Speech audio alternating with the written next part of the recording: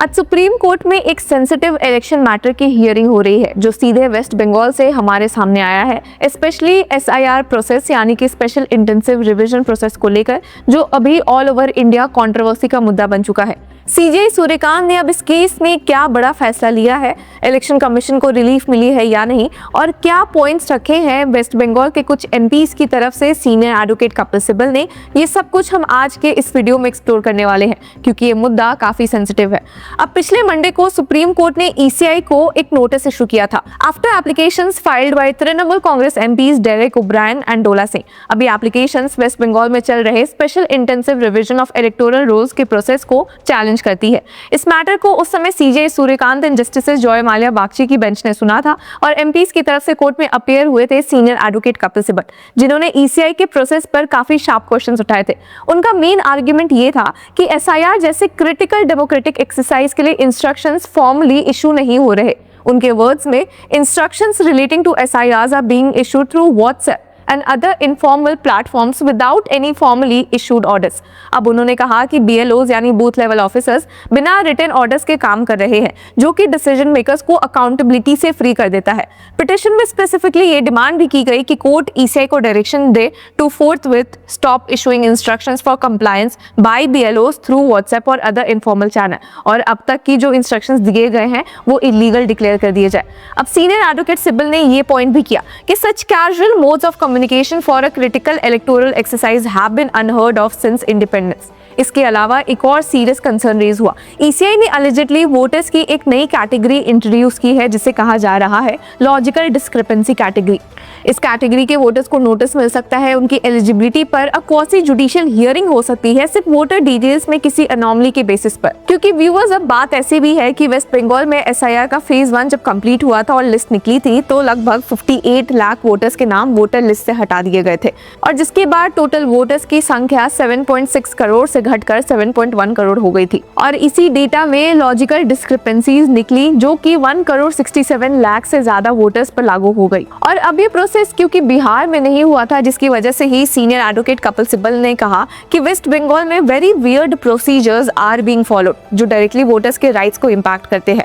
अब वापस आते हैं कि आज सुप्रीम कोर्ट की हियरिंग में क्या हुआ। तो सुप्रीम कोर्ट की बेंच में थे CJ Surya Kant, justice Joymalya Bagchi and Dipankar Datta, और उनके सामने सीनियर एडवोकेट कपिल सिब्बल मौजूद हुए और उन्होंने एक एक करके सारे पॉइंट्स रखे। सबसे पहले उन्होंने कहा कि जो नंबर ऑफ BLOs असाइंड हुए इस केस में, नंबर ऑफ वेन्यूज अप्रूव हुए हैं फॉर हियरिंग 300, हालांकि 1900 की जरूरत है। अब लॉजिकल डिस्क्रिपेंसी का एक एग्जांपल उन्होंने दिया कि if there is 15 years of age difference between father and child, तो डिस्क्रिपेंसी होती है, लोगों को हियरिंग के लिए बुलाया जाएगा। उन्होंने कहा कि सारे नाम्स वोटर लिस्ट में हैं। जिसके बाद सीनियर एडवोकेट कपिल सिब्बल ने कहा कि इस केसेस में लॉजिकल डिस्क्रिपेंसी से जिनका नाम हटाया गया उनकी हियरिंग भी होगी, उनमें ऑर्डर भी पास हो सकता है। अगर एक स्पेलिंग मिस्टेक भी होता है तो नोटिस इशू हो रहा है। अब नेम्स बंगाली में है, उन्हें किसी तरह और बोला जाता है, उन्हें किसी तरह और इंग्लिश में लिखा जाता है, जिस पर अब सीनियर एडवोकेट राकेश द्विवेदी ने अपने पॉइंट्स रखे ईसीआई की तरफ से। उन्होंने कहा कि we are issuing notice not that it will definitely delete but that the person come and correct it. तो यहाँ पर अब सीनियर एडवोकेट कपिल सिब्बल कह रहे थे कि लोगों का नाम हटा दिया जा रहा है, उन्हें डिलीट कर दिया जा रहा है, फिर उन्हें नोटिस इशू किया जा रहा है। हालांकि इस पर सीनियर एडवोकेट राकेश द्विवेदी ने क्लैरिफाई किया कि नाम डेफिनेटली डिलीट नहीं हो रहा है, ऐसा नहीं है, बट उस पर्सन को नोटिस भेजा जा रहा है, ये बोलते हुए कि वो आए और जो भी डिस्क्रिपेंसी हो रही है उसे ठीक करवाए। इस पर हालांकि जस्टिस जॉय माल्या बागची का एक बहुत ही सीधा सवाल था। उन्होंने कहा कि political parties must actively participate, this is your argument. तो इस पर सीनियर एडवोकेट राकेश द्विवेदी ने कहा कि मे बी, पर यहाँ पर अब सीजे सूर्यकांत ने भी सवाल उठाने शुरू किए। उन्होंने कहा कि if I have a case and go to booth level officer and tell the officer that BLA will be assisting me, so why not take him. इस पर एडवोकेट राकेश द्विवेदी ने कहा कि waiting to say that every time that BLA will be there but can't be done. हालांकि इसके बाद वापस से सीनियर एडवोकेट कपिल सिब्बल ने पॉइंट्स रखे। उन्होंने कहा कि we will come prepared if opportunity will be given. इस पर सीनियर एडवोकेट राकेश द्विवेदी ने सवाल कर दिया कि इसका क्या मतलब है, जिसके बाद सीनियर एडवोकेट कपिल सिब्बल ने कहा कि नेचुरली, और जिसके बाद सीनियर एडवोकेट राकेश द्विवेदी ने कहा कि don't use names of political party, क्योंकि अब ईसीआई की तरफ से मुद्दा ऐसा हो गया था कि पॉलिटिसाइज काफी हो रहा था। अब यहाँ पर एक और पिटिशनर की तरफ से सीनियर एडवोकेट दीवान मौजूद थे जिन्होंने व्हाट्सएप मैसेजेस पढ़े। कहा कि अब इसमें ऑर्डर्स मिल रहे हैं बूथ लेवल ऑफिसर्स को, कहा जा रहा है कि BLA shall not be allowed to attend any hearing on objection raise to forms parents age difference all are these are irrelevant considerations. हालांकि यहाँ पर अब सीजे सूर्यकांत का एक तीखा सवाल था। उन्होंने कहा कि no question running through WhatsApp there should be circular to be issued. तो कहीं ना कहीं व्यूवर्स हम ये देख सकते हैं कि सीजीआई सूर्यकांत ने भी अग्री किया है कि इस केसेस में अगर व्हाट्सएप के थ्रू ऑर्डर्स इशू किए जा रहे हैं तो वो काफी गलत है। एक सर्कुलर प्रॉपर सर्कुलर होना चाहिए। जिस पर वापस से सीनियर एडवोकेट दीवान ने कहा इररिलेवेंट कंसिडरेशन पे कि आखिर ये सब क्राइटेरिया कहाँ से आ रही है, जो लॉजिकल डिस्क्रिपेंसीज का क्राइटेरिया है या कोई भी कंसिडरेशंस हो रहे हैं, कोई भी क्राइटेरियाज बने, ये सब आ कहाँ से रहे हैं, कौन इन्हें डिसाइड कर रहा है। This can not be basis of an action. इस पर सीजीआई ने उन्हें शांत करते हुए कहा कि let's not just take it like this. जिसके बाद एडवोकेट दीवान ने वापस से कहा कि फिर ईसीआई का पर्पस क्या है, बस इंगेज करने का। यहाँ पे फर्दर सीनियर एडवोकेट द्विवेदी ने कहा कि if we look into 7 persons showing 100 children. अब यहाँ पर सीनियर एडवोकेट कपिल सिब्बल ने सवाल उठाया कि ये सब करने की क्या जरूरत है, क्योंकि इस प्रोसेस से 1.30 करोड़ पीपल अभी तक प्रोफाइल हो चुके हैं। हालांकि सीजीआई सूर्यकांत ने यहाँ कहा कि कुछ करेक्शंस करने की जरूरत है, कुछ और ट्रांसपेरेंसी लाने की जरूरत है। Some correction should be taken but it should be transparent. जिस पर जस्टिस बागची ने वापस से कहा कि over 1 crore people have been notified, please understand the stress people suffering. तो यहाँ पे ईसीआई से एक अपील की गई थी। सुप्रीम कोर्ट बेंच ने उन्हें समझाया था कि ये प्रोसेस काफी ओपेक हो गया है, लोगों को कुछ समझ नहीं आ रहा है, उनकी स्ट्रेस बहुत बढ़ रही है, उन्हें टेंशन बहुत ज्यादा हो रही है। जिसके बाद सीजे सूर्यकांत ने कहा कि briefly heard all the parties for the purpose clarification of documents out of them 3 category pertains to be logical discrepancy and mapped comprising of approximately 1.36 crore. यहाँ पे सीजीआई ने अब अपना ऑर्डर स्टेट करना शुरू किया, जिसकी वजह से उन्होंने केस का थोड़ा बैकग्राउंड हिस्ट्री दिया।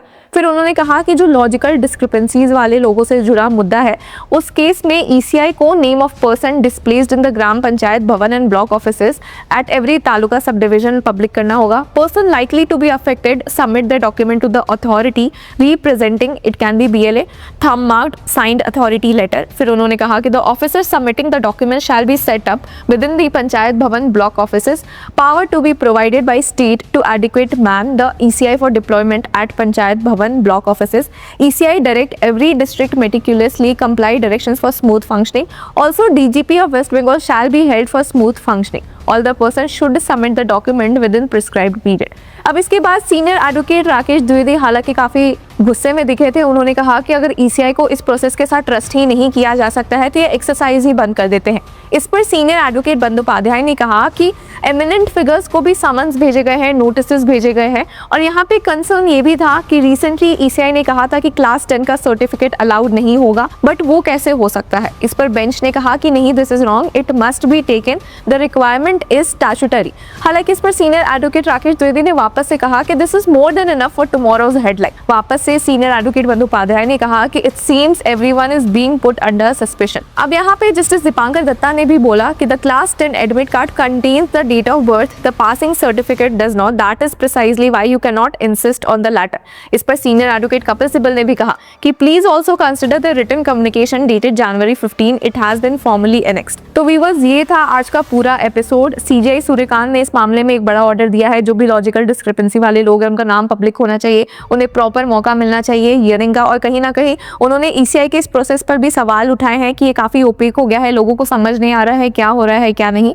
और जहां तक वो पॉइंट था कि क्लास 10th का एडमिट कार्ड क्यों नहीं एक्सेप्ट किया जा रहा है, उस पर भी सुप्रीम कोर्ट ने क्लियर कह दिया है कि क्लास 10th का एडमिट कार्ड एक्सेप्ट होना ही है।